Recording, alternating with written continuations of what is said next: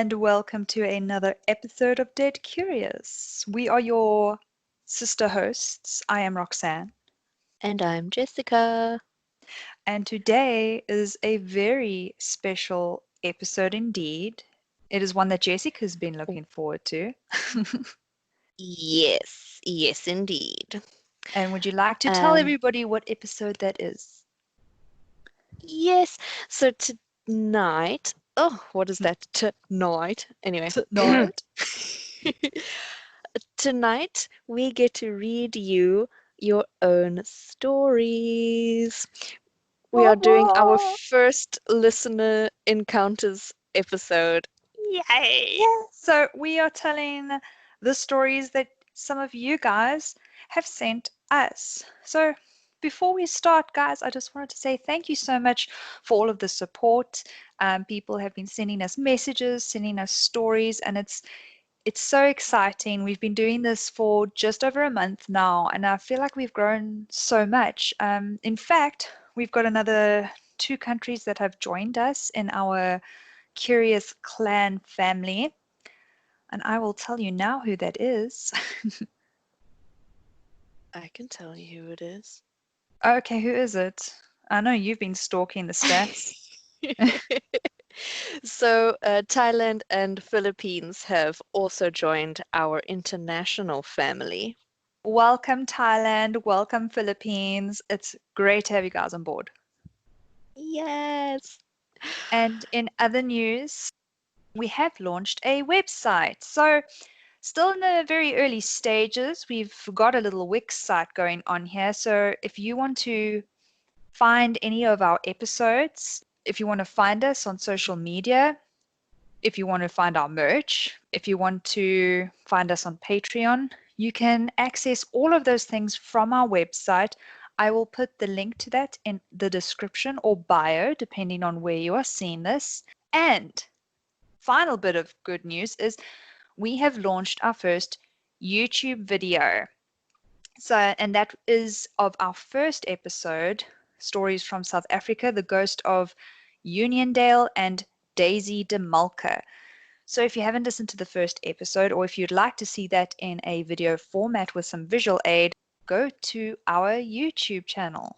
Another exciting thing is we are recording on different equipment and we are using a different program to do our recording. For those of you that didn't know, we actually aren't in the same room together.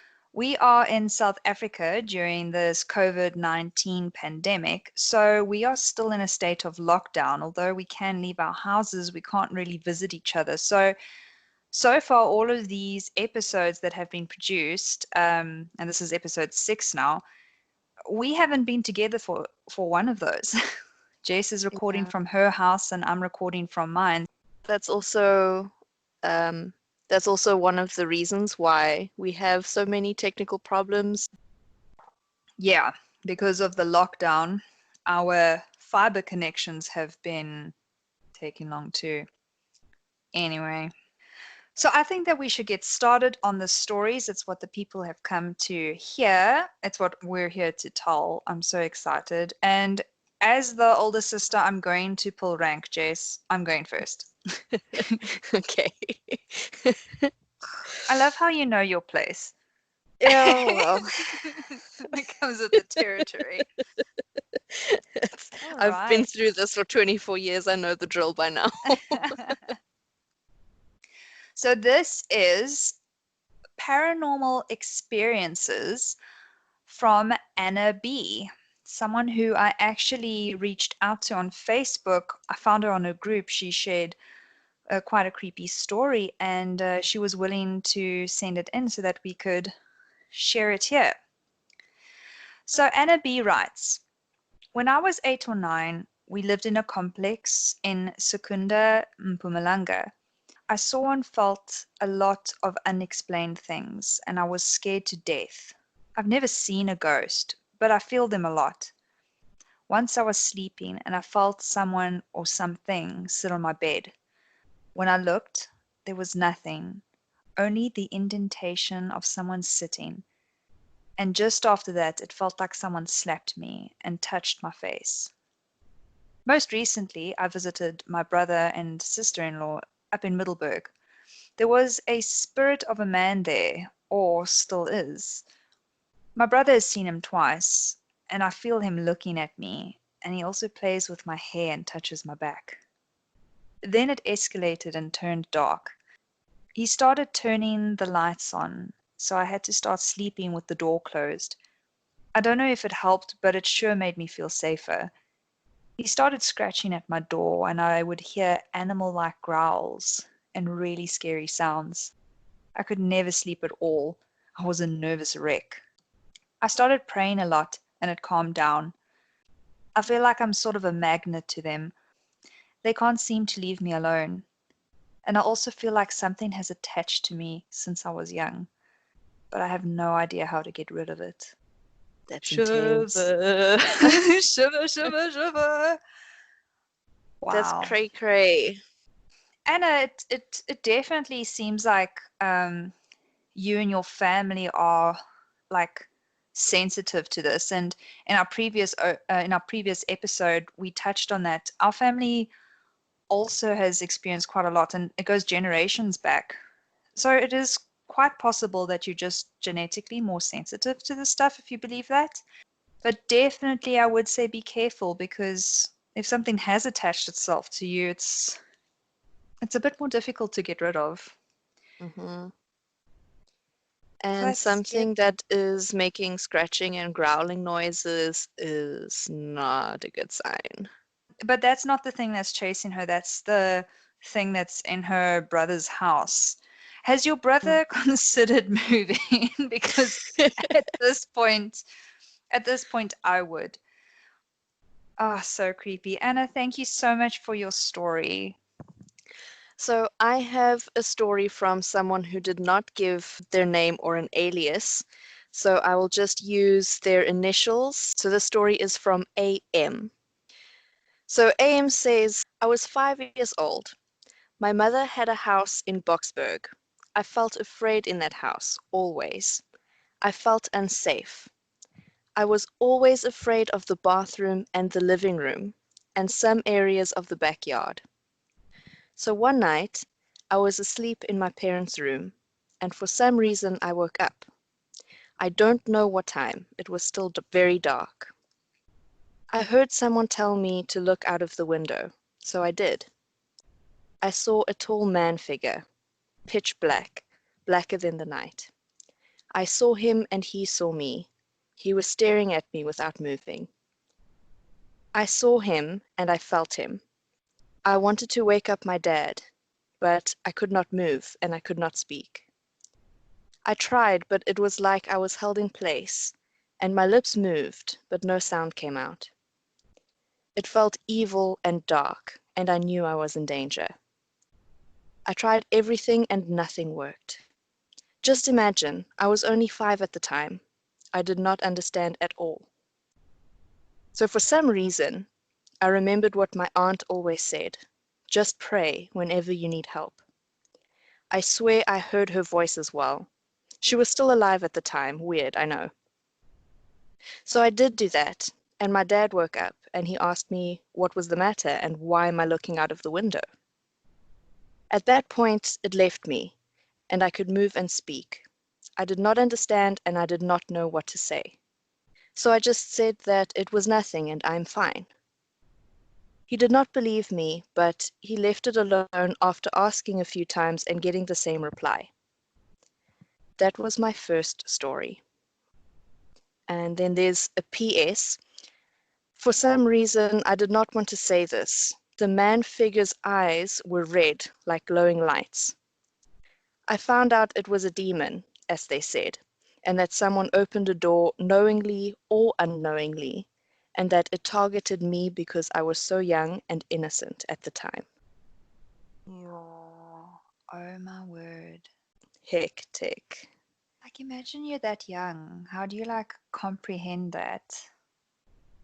right? Anyway, AM, thank you so much for sharing your creepy story. Hell's yeah, that was a demon. And holy smokes, we are glad that you grew up and survived and that that thing didn't like torment you or follow you in any way. So well done. Like I don't AM um, AM has said that there are quite a few stories to share. So please, if you feel comfortable with it, share as many stories as you like. We would love to hear them. And thank you for sending this one. It was terrifying. So, our next story is from a gentleman in the US of A named James Granger, and he shared a story about his scary beginning. He writes, around 40 years ago, when my sister was 13, she was invited to a slumber party with a group of her girlfriends. Of course, she went, anything to get away from our sister Tammy. The night went on and they started running out of things to do, so the hostess brought out a Ouija board. All sorts of questions were asked. My sister asked it, will I have children? What will they be? And at what age will I die?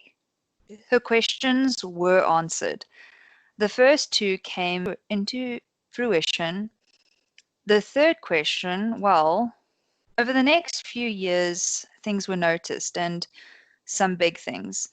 But today I'm only going to discuss one. It was 1984. I was 2 years old, my sister was 16, and she was busy babysitting me. My parents owned and ran an upholstery shop in Tyro, North Carolina, and my sister said she used to love babysitting me. This was back before there were cordless phones. We had a very long corded phone that we kept in the kitchen. She was on the phone with a friend, and all of a sudden, she looked out the screen door. Looking through the living room and out into the front yard, there was a figure, tall, dressed in black. The face was obscured. She ran into the living room, latched the screen door, grabbed me, and ran back into the kitchen. By the time she did that and turned to look back, the man was in the living room and came towards her. She threw the phone at him and ran to the neighbor's house and called my parents. There was no sign of a break-in. Nothing. That is cray cray. A lot of things has happened to James, and I always find it so weird how is it just me or does America seem like Scary particularly ass. haunted? Like we don't Yeah. have Wendigos, we don't have skinwalkers. I think we do, but we probably just have different names for it. Yes and no. Look, I think each area has their own specific cryptids, but like I don't necessarily think that they have to stay in that one area. I think, we all kind of experience the same things. I mean, most people have seen like a pitch black solid shadow figure. Most people have seen impressions of someone Most sitting on their people. bed. Like I think these things are everywhere, but like because we grow up in different areas and different cultures, you have different interpretations and names for these things. So I don't Touche. necessarily think that Wendigos and skinwalkers are all only in one area. Maybe we just interpret them differently. True. Psychology, bruh. Is it psychology or is it paranormal theory? Parapsychology. Is that a thing? Now it is. Cool. Parapsychology next t-shirt. Can we do that? Yes, that's great. I think that can be our next tier on Patreon. Oh, parapsychologists. Yeah, parapsychologists. Cool, man. That would be nice. Cool. Let's do another story.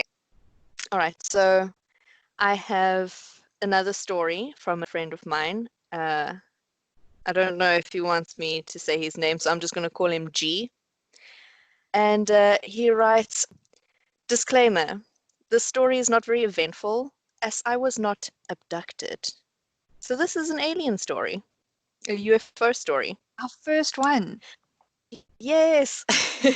All right, so he says, disclaimer, this is not a very eventful story as I was not abducted. and I have my own theories about what UFOs and aliens actually are. Hint, I don't think they're little green men from Mars, but something else entirely. But that's a story for another time. So it starts my UFO story. I like looking up at the stars at night from time to time. One evening, a few years ago, at about 8 or 9 p.m., I was in our backyard and I noticed 4 orange lights in the sky. It was a mostly cloudless, windless night. I found these lights odd because obviously stars are not orange, but normally a white or yellowish color. So it stood out to me. The lights were not pulsing, but a solid orange color, though they were twinkling like a distant light or star might. I watched them for a while and noticed that they were moving or drifting in the air. I am somewhat of a UFO skeptic, so I thought these must be planes, helicopters, drones, weather balloons, or something like that. However, the lack of sound from the lights and the fact that they would move and stop, convinced me that it couldn't be a helicopter or plane. Their height made me doubt that these were drones. They were definitely high enough that their light wasn't being shed down on the ground. Also, the exorbitant cost of drones, and this being Port Elizabeth, I doubt that the average person in my neighborhood of Kabiga Park has the money for 4 30,000 Rand drones, which can fly that high, or even take the risk of flying them at night and not being able to find them if they crash, which happens to drones 99% of the time.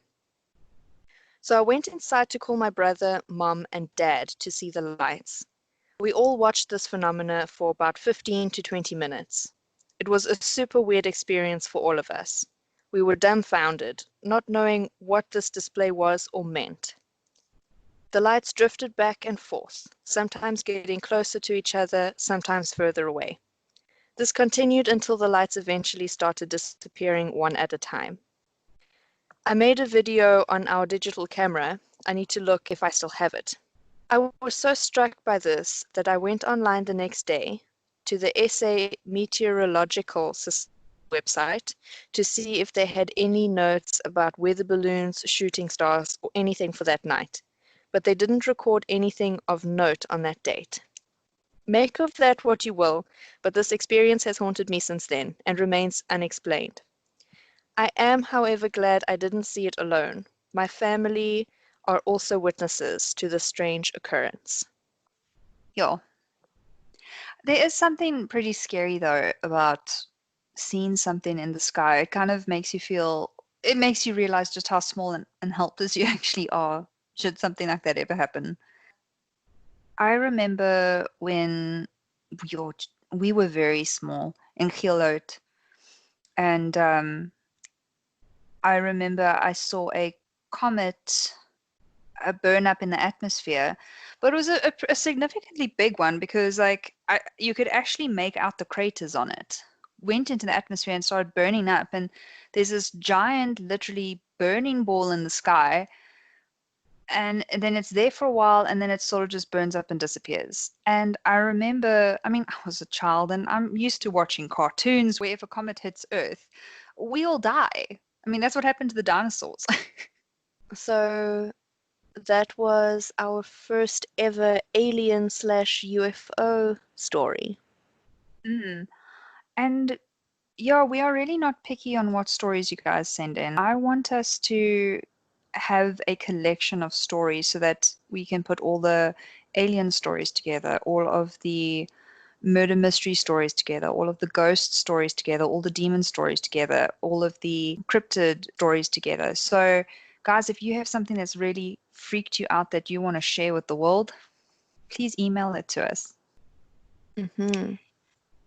All right, now here is a story that I also handpicked from a paranormal Facebook group, because it's just so scary. It's like one of those scenes from a horror movie. Let me get into it. It is My Paranormal Experience by Claire. This is an experience I had 16 years ago. I never talk about it as it really frightened me. I had decided to visit my friend who lived across the road from me. At the time, she was pregnant and expecting, so I wanted to see how she was. Anyway, I was walking up the path and I could see her in the kitchen. So I knocked on the window as I walked by so that she would let me in. But no one came to the door. I thought it to be a little odd, so I went back to the window. I saw my friend with her back to me. She was standing at the patio door looking out into the garden. She was wearing black trousers and a pink baby on board t-shirt. I knocked again, but there was still no response. Couldn't she hear me? Anyway, I decided to go home and come back and visit later. But as I was walking back up the path to go home, my friend's mom drove up the driveway. My friend was in the passenger seat of the car. She wasn't even at home, even though I had just seen her, and she was wearing the exact same clothes I just described. Can anyone explain this? It still really freaks me out, even after all these years. At the time, I wondered if it wasn't a sign that there may be a problem with the baby or the birth, but everything was fine, and the baby was healthy. I've never experienced anything like this since.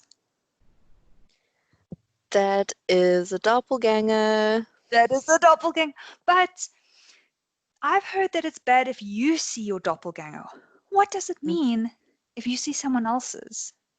That I But don't know. I also wondered if it couldn't maybe be a time slip. Okay, explain.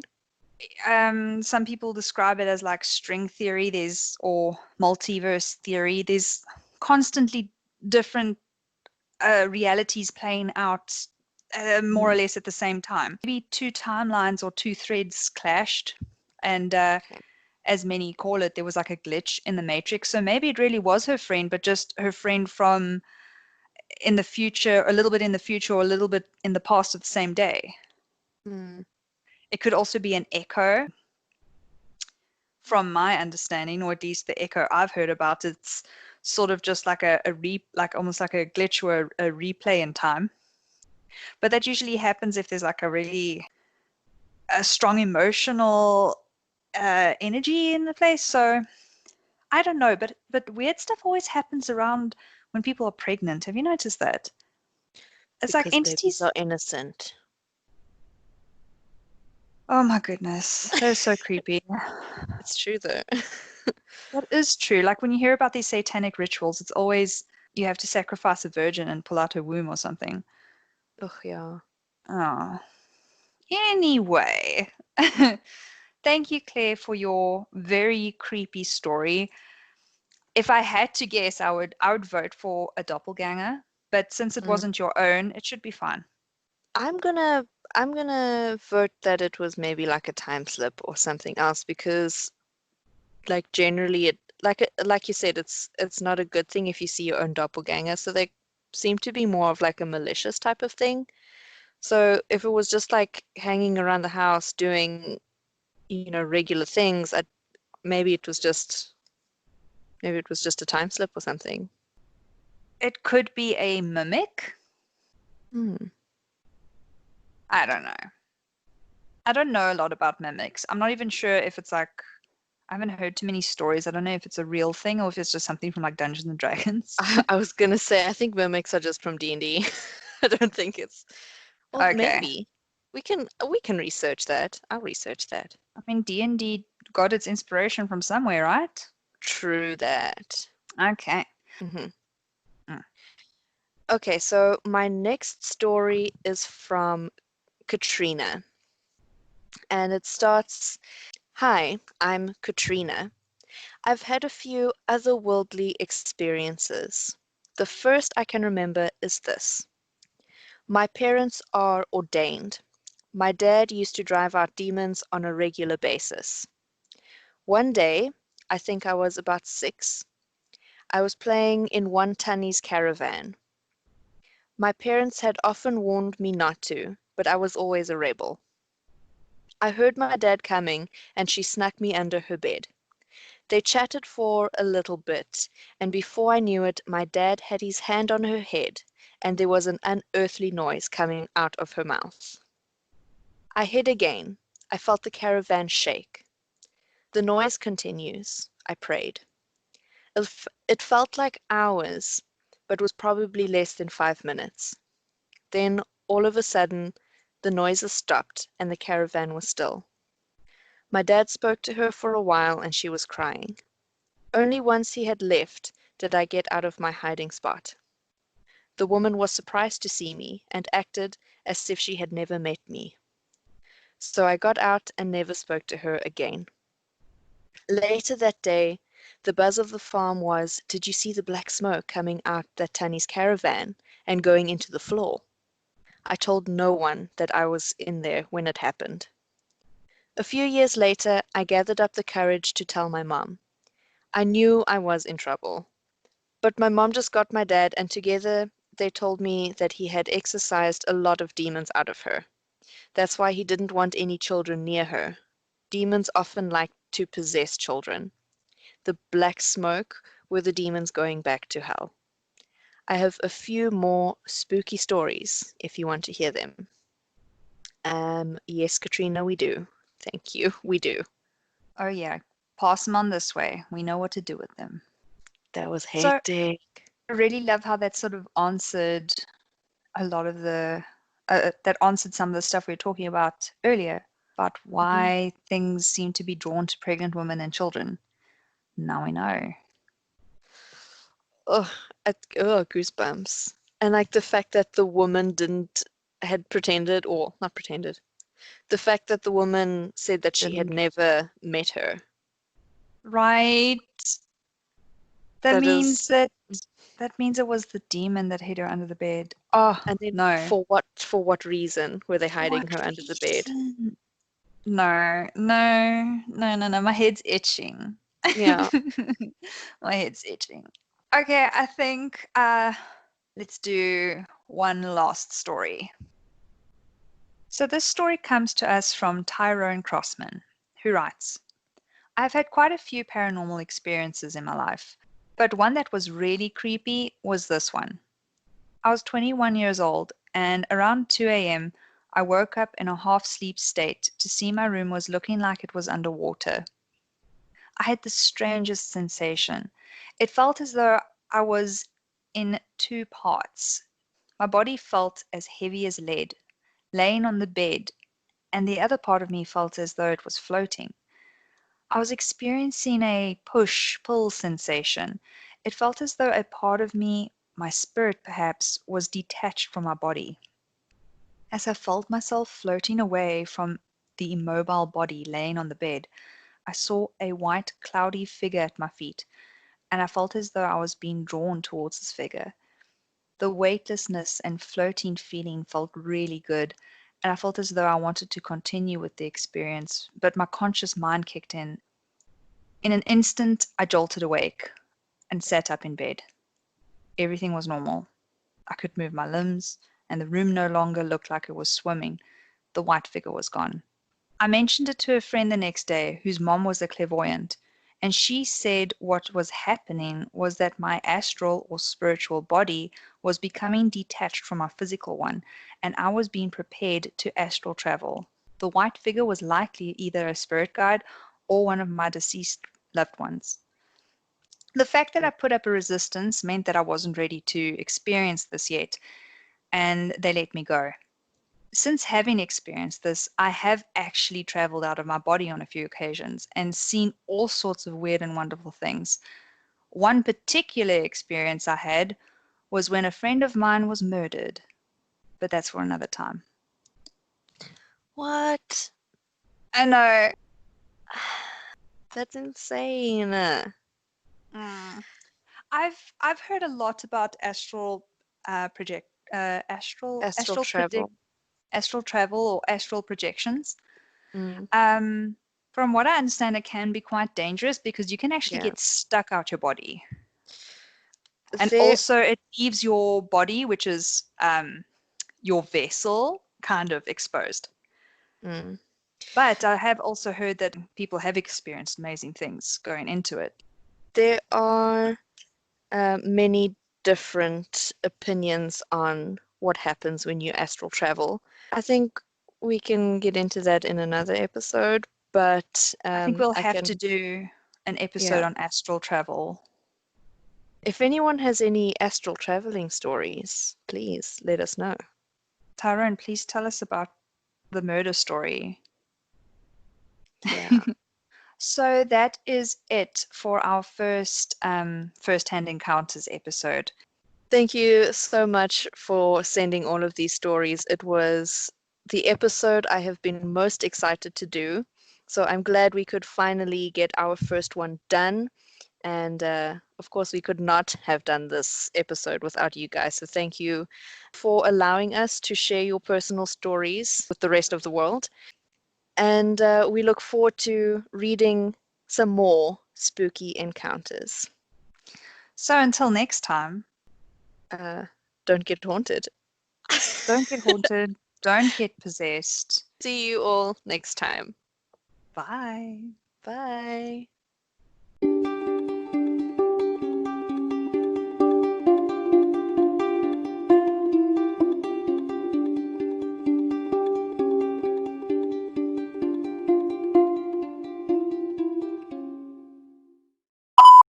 I don't know how to tell if it's recording.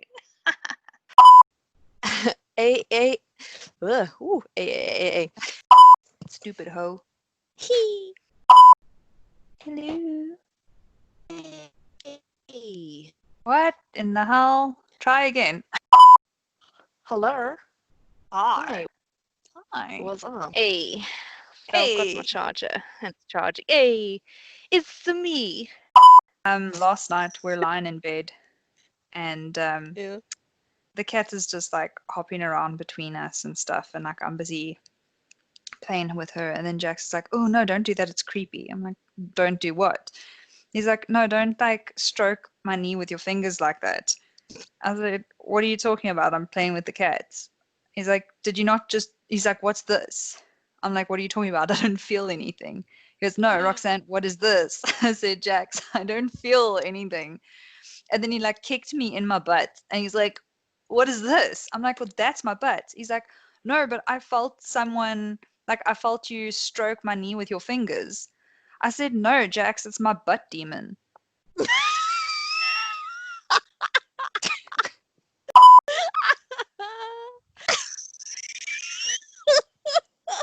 I Oh, this is gonna be such a. see, I I can. don't. I don't laugh like a 70-year-old man with emphysema. You do if he was on helium. No, I don't.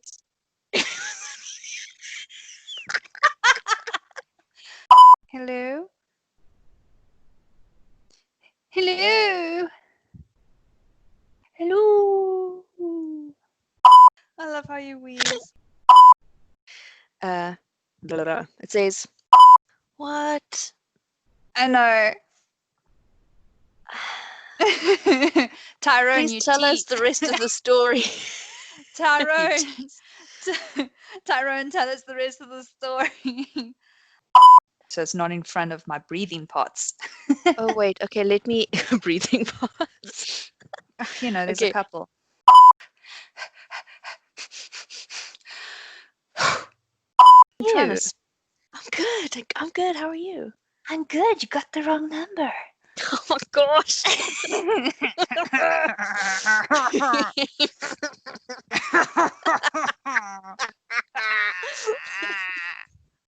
What I have noticed. Oh, voice has gone funny. One sec. Ooh, wee, that's some gin and tonic, y'all. No. I got me some G&T. No, I'm Don't not break doing my listener. heart like that. I'm not doing listener stories without a drink. Oh no, hello. Hello? It's your turn to tell the story. Yes, I know. I'm trying.